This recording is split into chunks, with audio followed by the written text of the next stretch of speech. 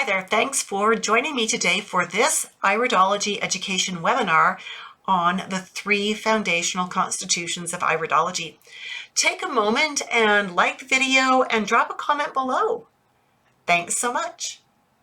Today we are going to be talking about the 3 foundational constitutional Iridology constitutions.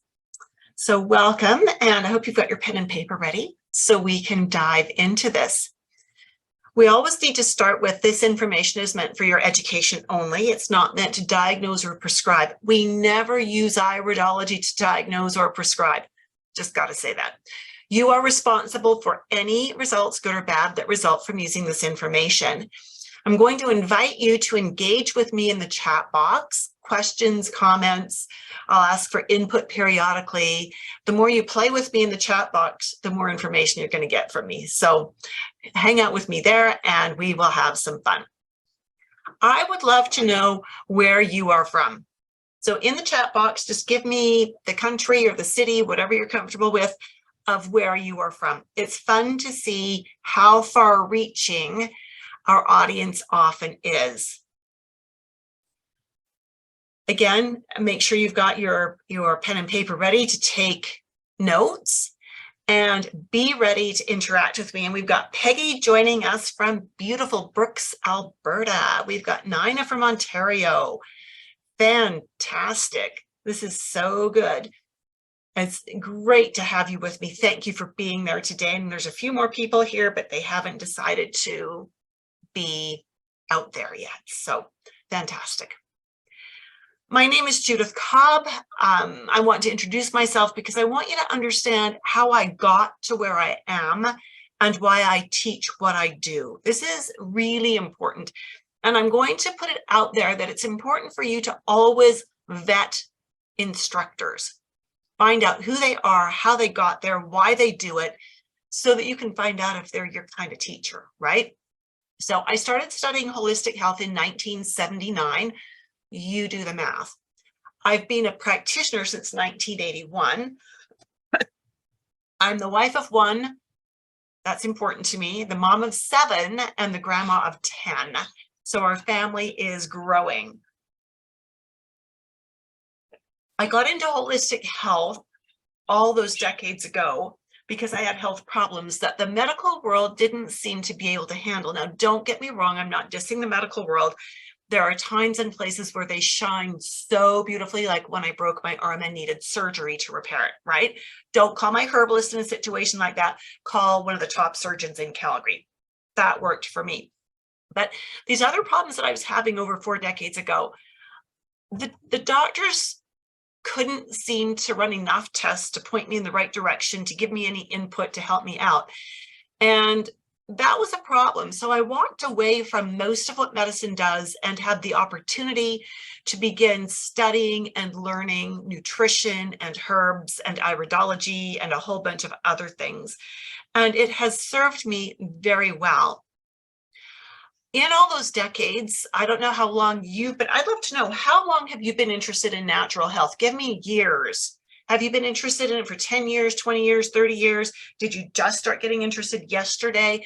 Let me know that, because that'll give context for this next part of my story. I've been in the industry so long that I saw the high carb fad of the 80s come and go. What the high carb fad did was it made us fat. I saw the low fat fad come and go. What the low fat fad did was it made us screw up our hormones and mess up our mental health, right? I saw the candida craze of the 90s where everybody had candida. Well, yeah, we all do. That's not the problem here. And so none of those things, high fat, low carb, high fat, high carb, no candida, those fads, those crazes never made sense to me. I also had learned iridology, and my first training was from a couple of different teachers, actually probably 3 teachers that had all studied under the same master teacher. And that initial training also didn't work. I worked with that information for about 10 years. I'd been taught that eye color would change if we did this faster. That cleanse taught me we could move fibers around in the eye. If you've looked closely at eyes, you know there are little fiber threads. We call them fibers. They're not really fibers, but we call them fibers. That we could move those. If we did the right diet, we could move that. If we saw what we used to call a lesion in the eye, we call it a lacuna now, we could disappear those. And golly, I worked for a decade with my clients, changing their diets, giving them supplements, putting them on cleanses. They were following instructions. Their health was improving. Oh my goodness, they were getting results, but their eyes weren't changing. That was really disappointing. I promised them their eyes would change. Their eyes didn't change. And so, I mean, I even tried it on myself and my eyes haven't changed. I've been at this for over 4 decades and my eyes still look the same as they did when I was a teenager, right? From my very first iris photos way back in the late 1970s. And so I was actually ready to throw it away. I was ready to say this iridology stuff is garbage. I'm not going there. I'm not doing this anymore. But that was when I had the opportunity to learn constitutional iridology. It makes sense, makes total sense, and I've never looked back. Jessica is asking if they're not fibers, what are they? Well, when you think of a fiber, what do you think of? You think of a thread. But the things we see in the eyes are actually capillaries that are coated with collagen.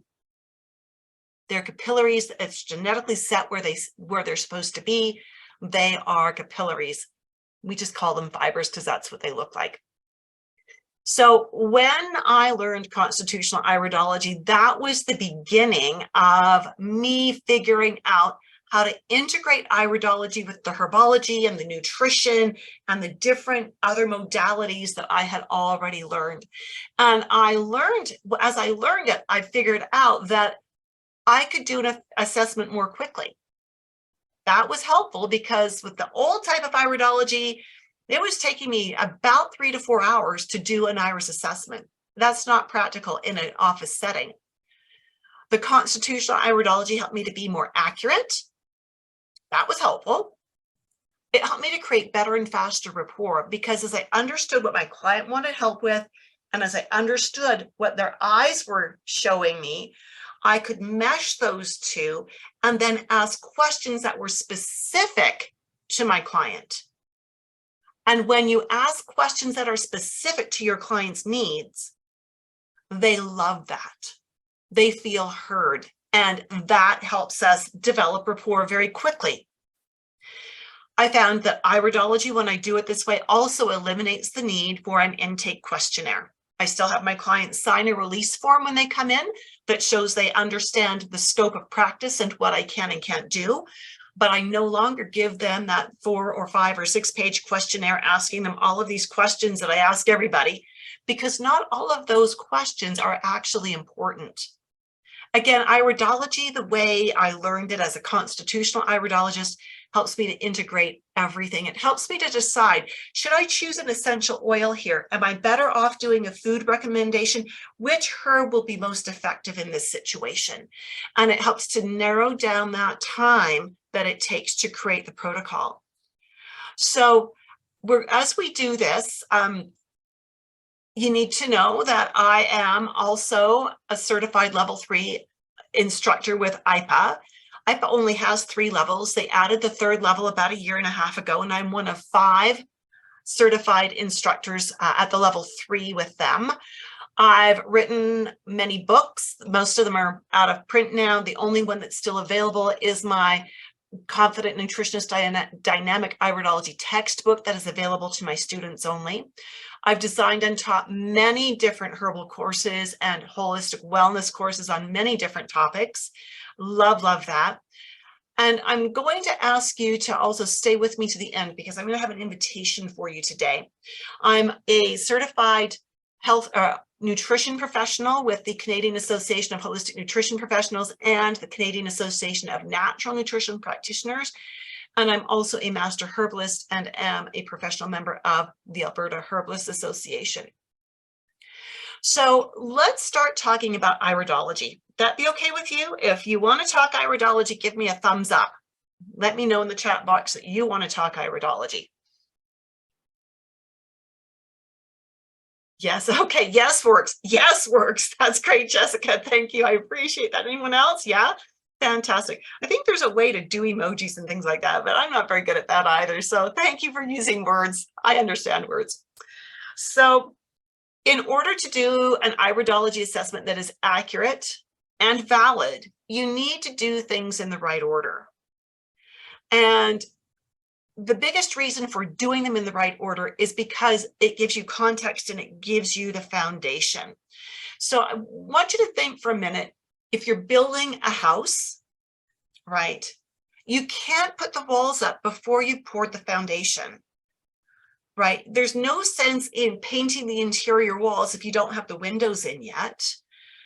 If you don't have the roof on, well, there's no sense in doing the interior work either.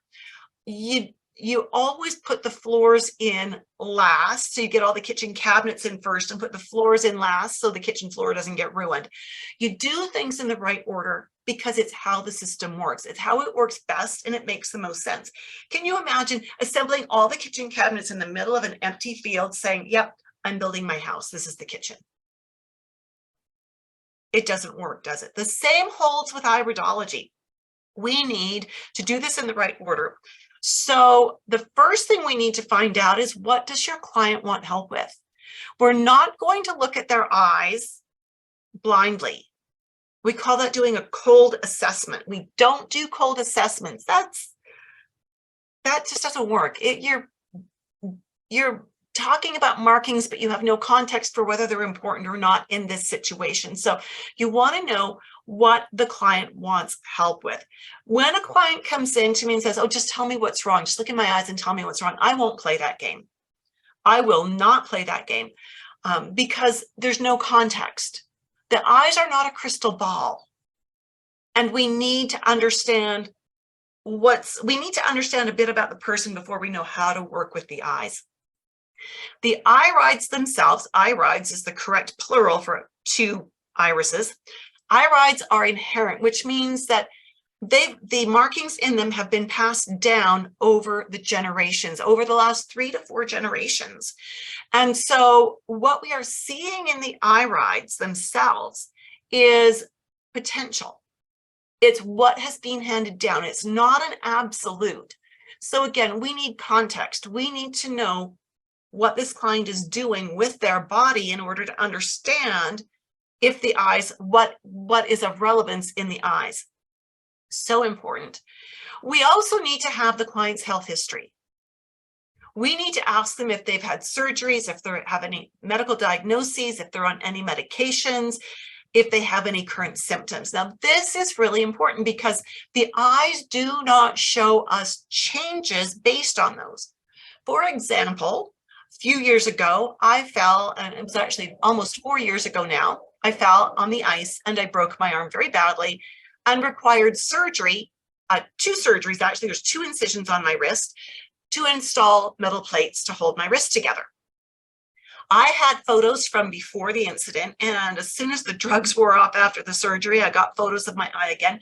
There's no indication of the surgery in my eyes, but I do have 2 scars on my wrist to show I've had surgery, right? So I can't look in the eye and say, oh, you've had surgery at that age, you've had, this thing at that age, you've had this thing at that age. It doesn't work like that. The only things that show up in the eyes, in the irides, are genetic. We need to know the family health history. That gives us context as well. And we need to know what the diet and lifestyle are. Jessica's asking, can't transversals appear after surgery? I have never seen transversals after surgery. I've got a son who had a hernia repair, no change in his eyes. We did his photos before and after.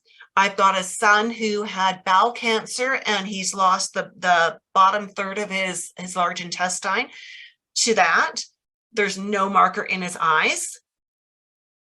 Okay, and so no, you're not going to see transversals appear or disappear after surgery. It doesn't happen. That's a throwback to old things before we had good research. That was a theory, not a proven fact. So when we need to know what our clients' diet and lifestyle are like. they may already understand that when they eat certain foods, it causes problems, right? And because of that, their eyes will say they are predisposed to those problems, but they are controlling those problems already by having correct diet. So, what else are we going to tell them? We can tell them you're predisposed to that. Good for you for doing what you're doing. And that's valid information for our clients as well. A person may be predisposed to various things, but may have a very healthful lifestyle.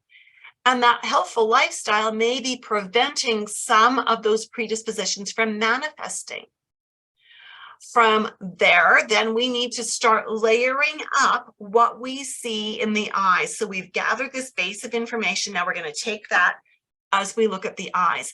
And that's where we're going to start, what we're going to start learning today. We're going to start learning about the constitutions, because after we've gathered that base of information, understanding the broad constitution that this body is built on is the first step of iridology that we need to be doing.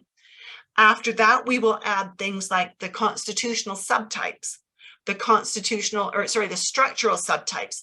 Then we will look for any relevant markings, and then we can assess the pupil, and then we can finish up with an assessment of the sclera as well. The sclera is very dynamic, and it's a topic for another day. Each different layer we look at, whether it's the constitution, a constitutional subtype, the structural subtypes, and then add specific markings as they are relevant to our client's current concerns, it's going to give us more information, and it's going to guide the questions we need to ask the client. I loved when I first studied constitutional iridology, my instructor, Bill Caradonna, said that eyes teach us what questions to ask. They don't give us the answer. So that was really cool.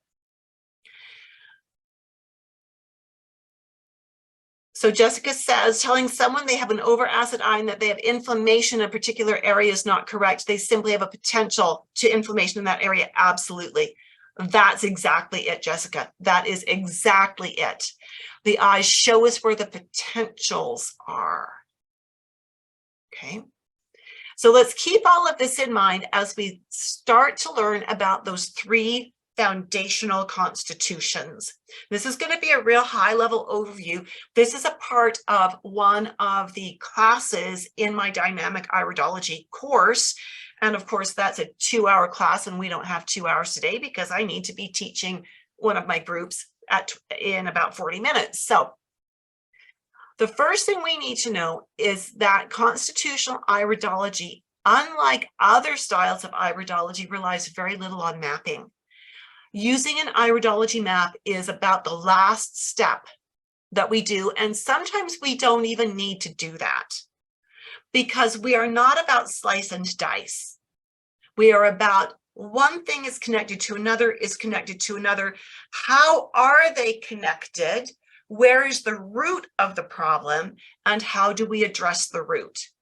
Occasionally, I will give suggestions for a specific symptom to placate that symptom while we're doing the deeper work. But doing the deeper work is always a longer term process and provides longer term benefits. So this is a quintessential example of a lymphatic iris. So lymphatic irides always have some blue. They do not need to be predominantly blue, but there will be some blue peeking out. And there will always be some visible fiber structure in the eye. So when we're talking about fiber, we're talking about these. So Jessica's asking, by constitutional iridology, are you referring to color or structure when you say constitutional? Both. Because we have our basic constitution, which is constitutional iridology. We also have the subcategory that we look at eventually in an assessment, which is subtypes by color or constitutional subtypes. And we also have structural subtypes, all under the umbrella of constitutional iridology. So when we are looking at the lymphatic eye type, their most common health concerns will center around things like the mucous membranes acid levels in the body, and the lymphatic functioning. So for lymphatic eyes, if the questions are appropriate, so if this client came to me saying they were always congested, appropriate questions would be, is there a personal or family history of asthma, allergies, arthritis, eczema, psoriasis, or kidney issues? Because all of those different kinds of areas of symptoms give us information about acid levels in the body, and congestion is always an over-acid situation. Here's another example of a lymphatic iris. Now notice it's not that beautiful bright blue, it's a dull steel gray blue. And it has an entirely different color at the center of the eye. It's even got other bits of color in various other places.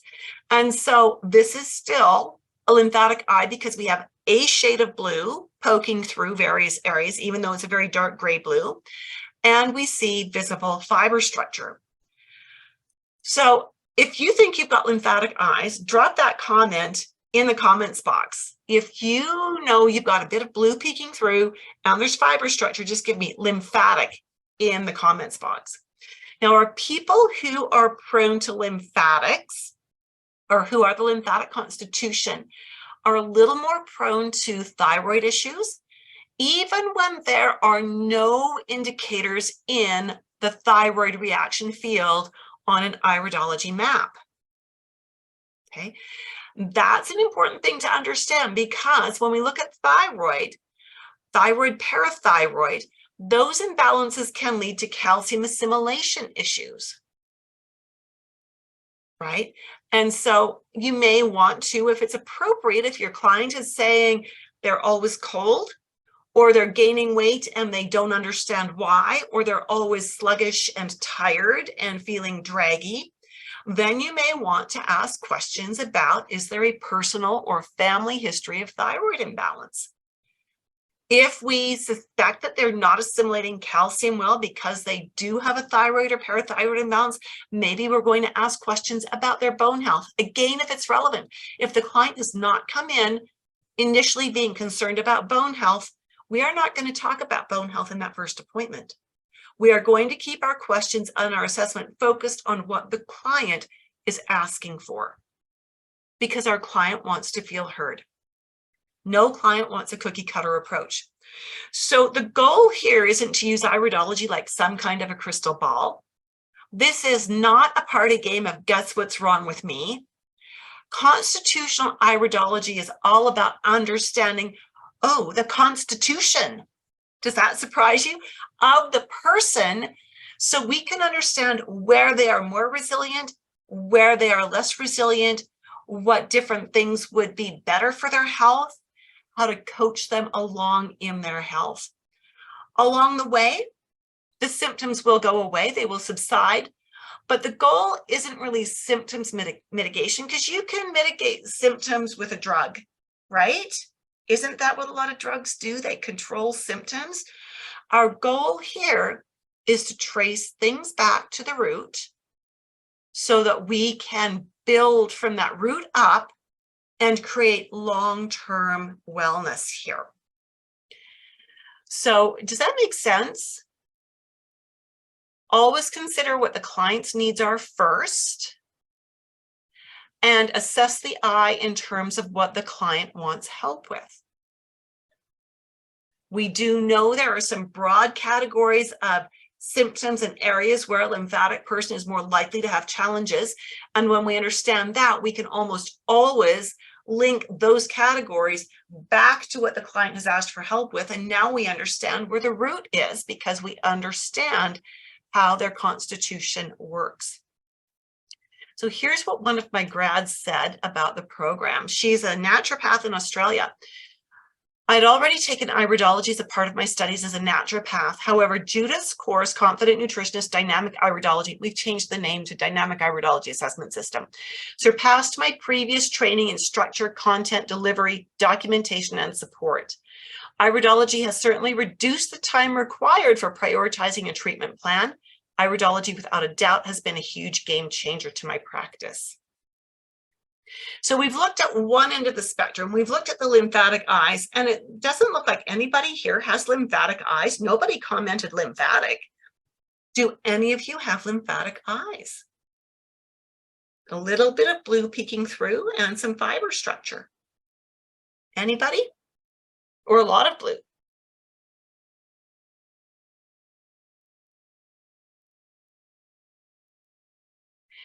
Let's look at the other end of the spectrum then. So this is, you would call it a brown eye. Your driver's license on this would say brown eyes, right? We call it hematogenic.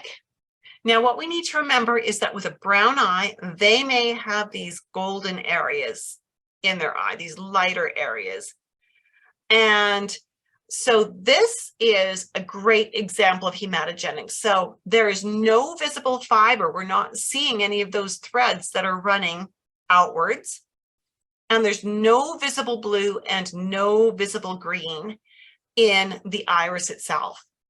So what we know about these people is that we know what their weak link is. When you see hematogenic, what do you think of? Where do you think one of their possible weak links might be based on hematogenic?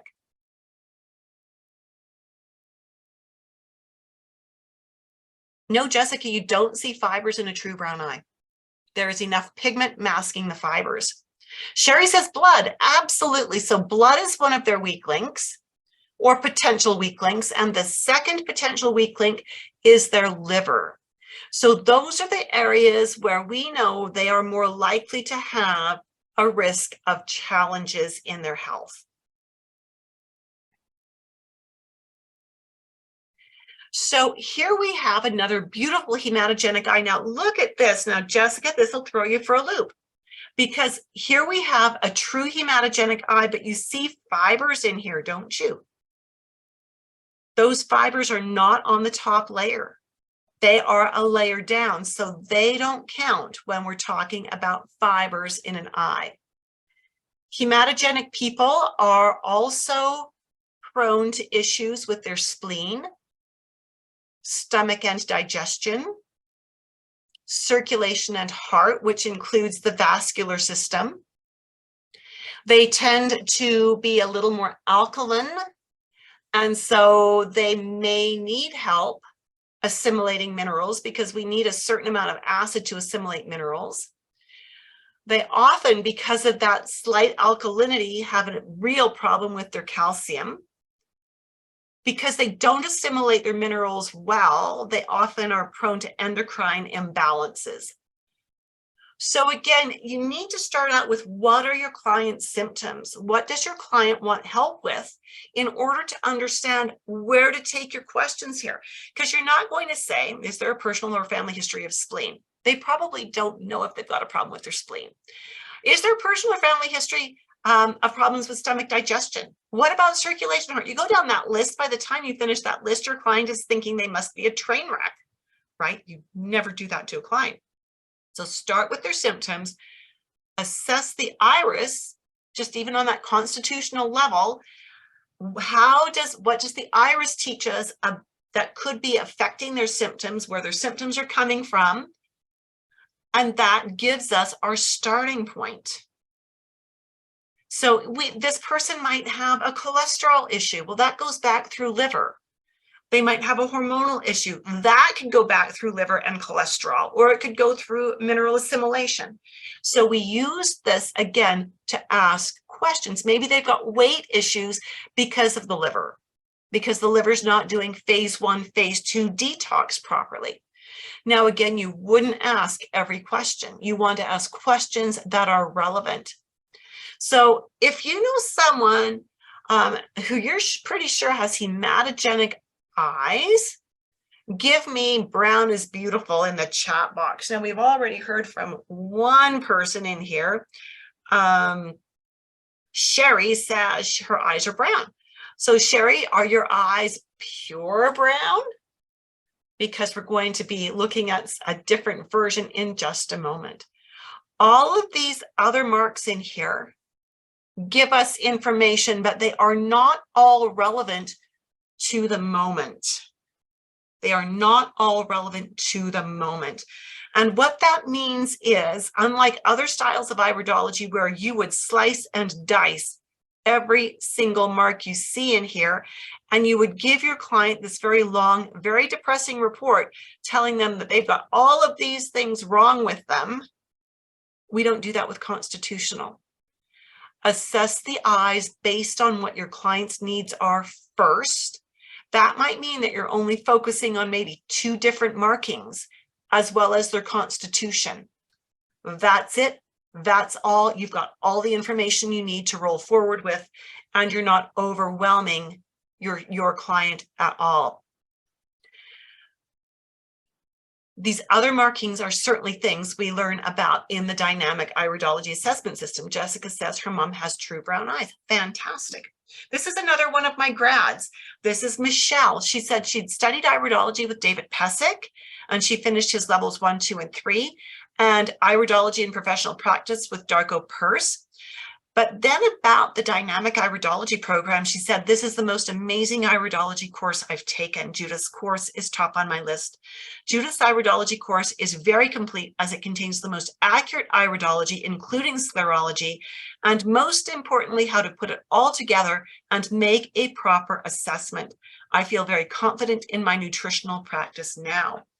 And Michelle is a certified natural practitioner and an RNCP. Let's look at the third type. So we've done lymphatic on one side, we've done hematogenic on the other side. Now we're going to come to the middle to the biliary eye type. Now, when you see biliary, what do you think?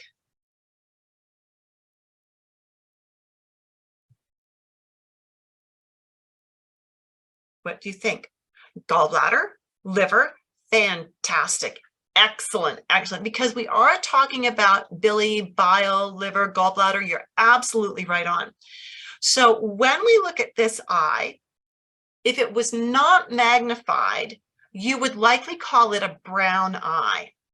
Do you see under magnification how we have threads running through this? You can see the fiber structure. It's got a lot of brown and a lot of gold, but we've got fiber structure. It's the fact that we have no blue and we have fibers. That's it, no blue. I'm sorry, I misspoke there. We have no blue, and yes, we have fibers. Okay, so lymphatic was blue with fibers. Biliary is no blue with fibers. Hematogenic is no blue, no fibers. All right. So if we see fibers, do you see the fibers in here? Give me fibers in the comments if you see the fibers. You see those threads running through this eye, radiating outwards. No sense going on if no one can see it. Yep, see them? Yep, fantastic. Okay, good. So at least Jessica and Celia and Nina can see them. Fantastic. This is good. This is good. In the old style of iridology, the kind that I did at the beginning of my practice where I nearly walked through iridology out the window, we would have said this eye is toxic. This eye needs to be cleansed. This eye should be blue. Nothing could be further from the truth. Nothing could be further from the truth. This is not someone who is toxic. They don't need to cleanse to try to change their eyes to blue. The purpose of doing this wouldn't be changing the eye color anyway. The purpose is health. So in constitutional iridology, again, this is a person that would fall into the biliary category. And this person typically is going to have a bigger risk of issues, again, with liver, gallbladder, things of that nature.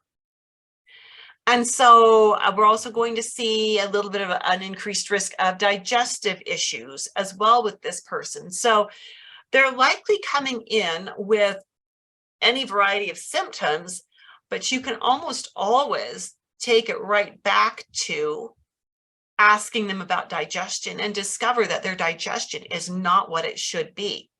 Nina says, had a client with these eyes yesterday. Fantastic. So these people's issues tend to circle around things like digestion and stomach issues of all kinds. Now, that doesn't mean lymphatic and hematogenic people can't have stomach issues.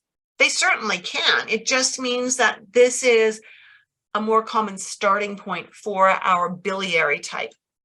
We may see an increased risk of liver issues. Now, remember, liver does 500 different jobs, and that's probably more than that. 500 was the last number I heard.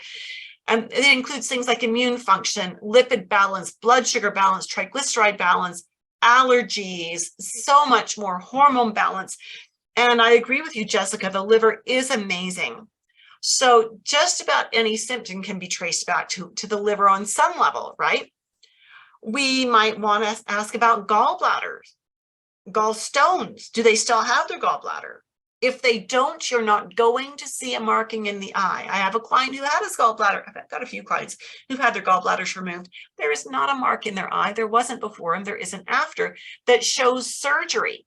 One of them has a tiny particular kind of pigment sitting in the gallbladder zone, which says at risk for some kind of gallbladder issue, but it doesn't specify gallstones because the markings don't specify that. When we are looking at a biliary person, again, we want to think about pancreas. That can be another area where they can have a lot of challenges.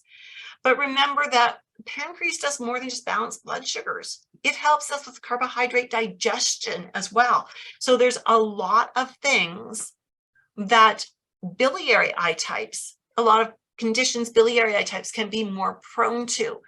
Again, those conditions are not limited to biliary because a lymphatic or hematogenic can earn the right to have those problems. They are starting points for us to work from with our biliary because they are far more common in a biliary type. Has this been good so far? Have you learned something useful? If you have, give me useful in the comments box.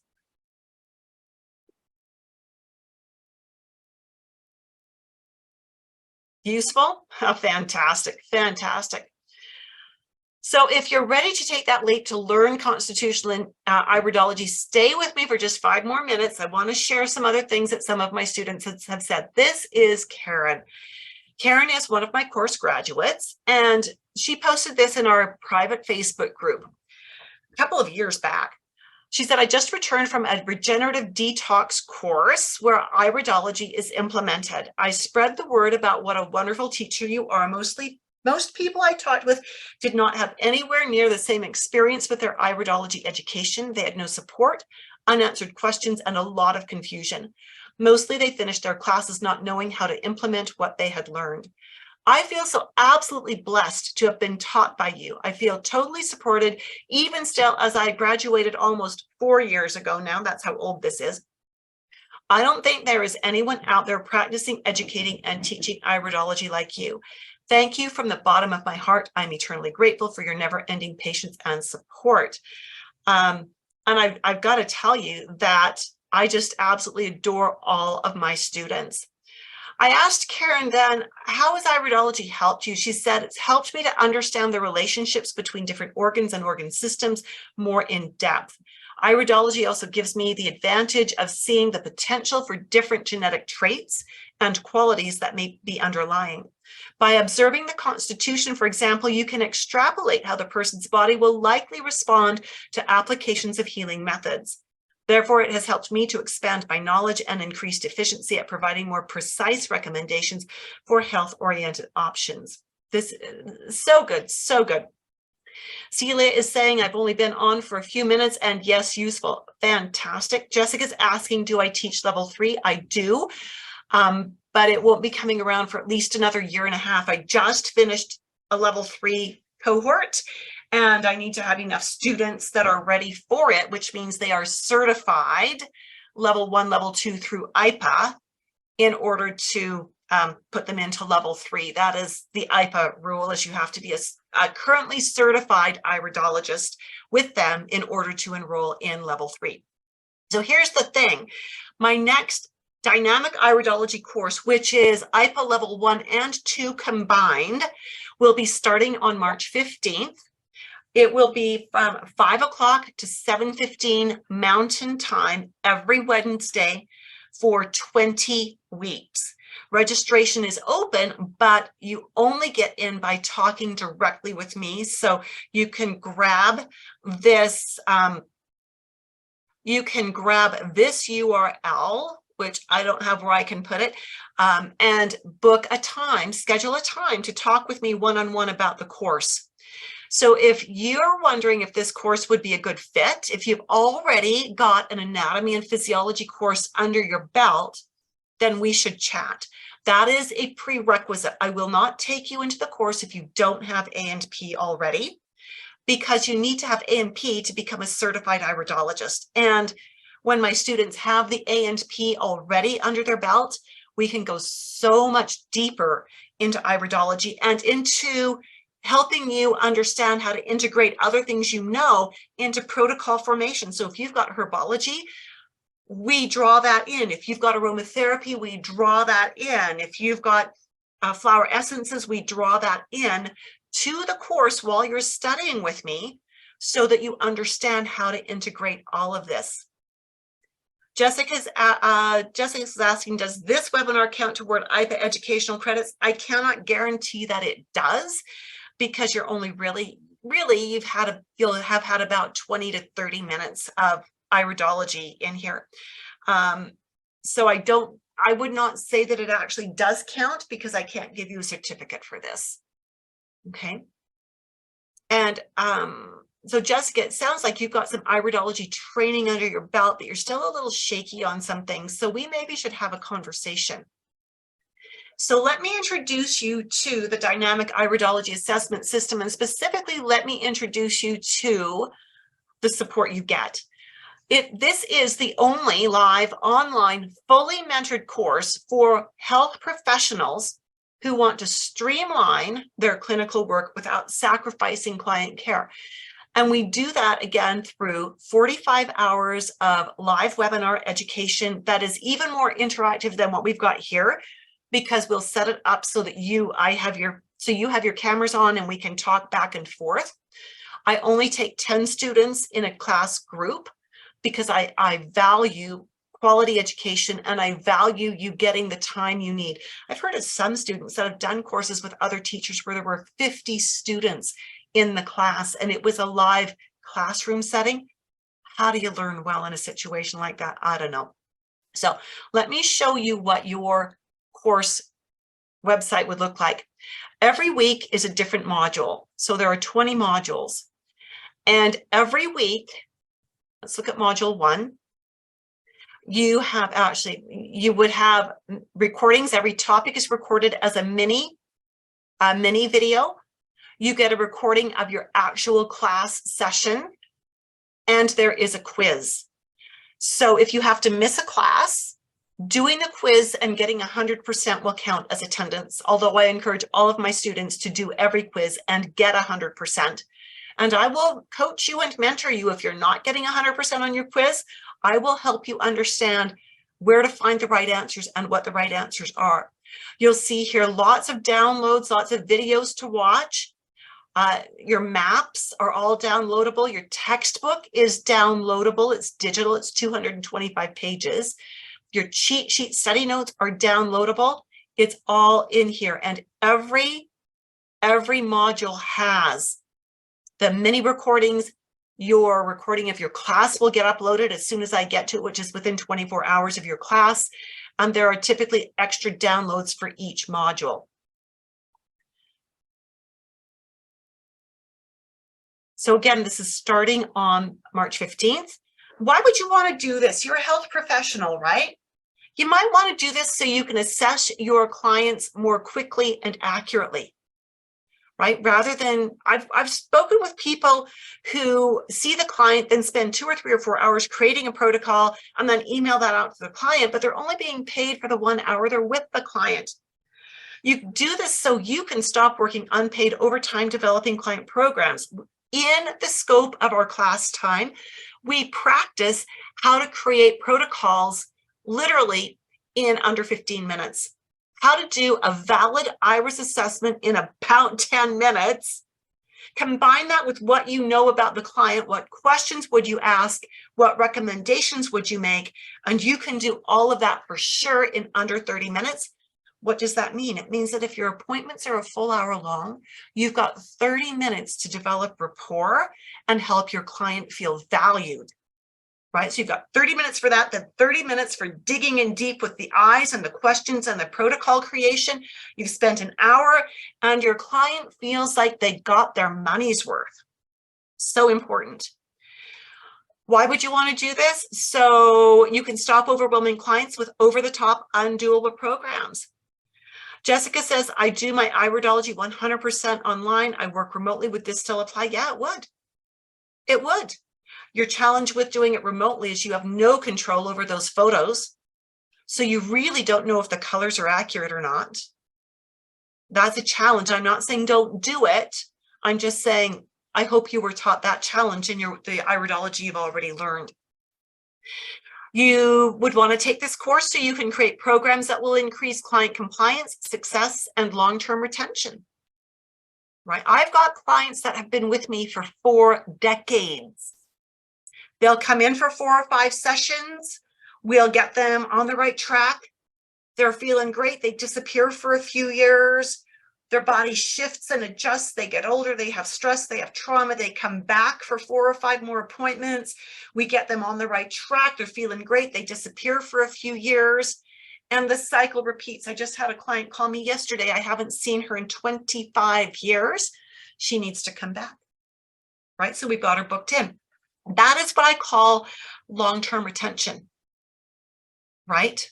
Long-term retention. We create programs that are simple, succinct, and focused so the client can do it, can get results, and they want to keep working with you. I've now got families that are 3rd generation with me, which is very cool. This will help you to create faster and deeper rapport with your clients. It will help you to see more clients with less time and energy investment on your part. No more donating 2 or 3 or 4 hours to create an Iridology report or a nutrition report or some other report that is overwhelming your clients and it's sucking up your time, right? And because you can see more clients with less energy and time investment on your part, it means you can increase your income without even raising your fees. So if you don't want to raise your fees, if you feel like you're at the upper end of what the economy in your area will bear, you can just now see more clients and not be running on exhausted all the time. And learn Iridology at a professional level with full support. So again, the next course is starting March 15th. Registration is now open.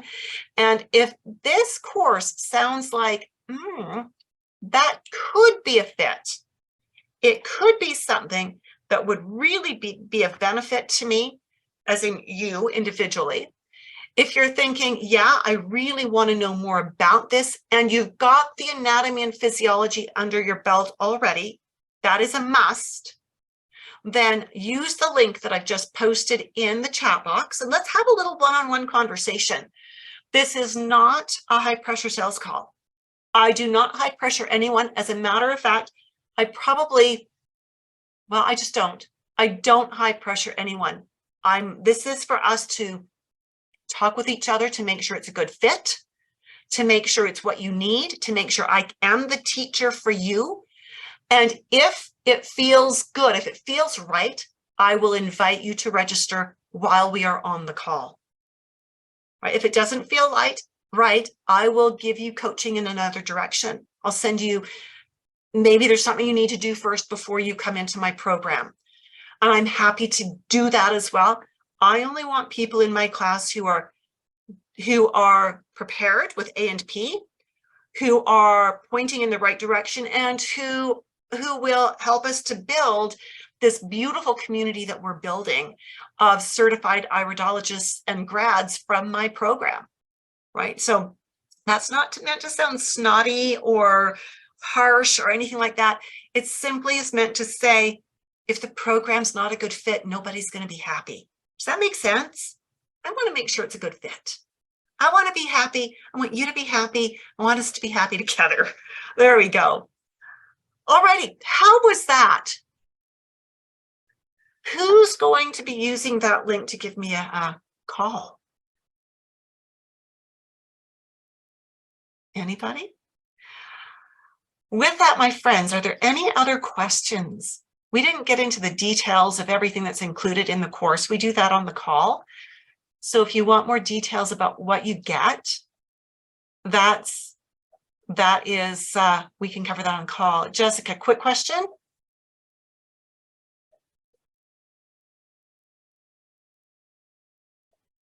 She's doing lightning fingers to get her question typed in. Anybody else while Jessica's typing? Anyone else have another question or a comment they would like to make about today?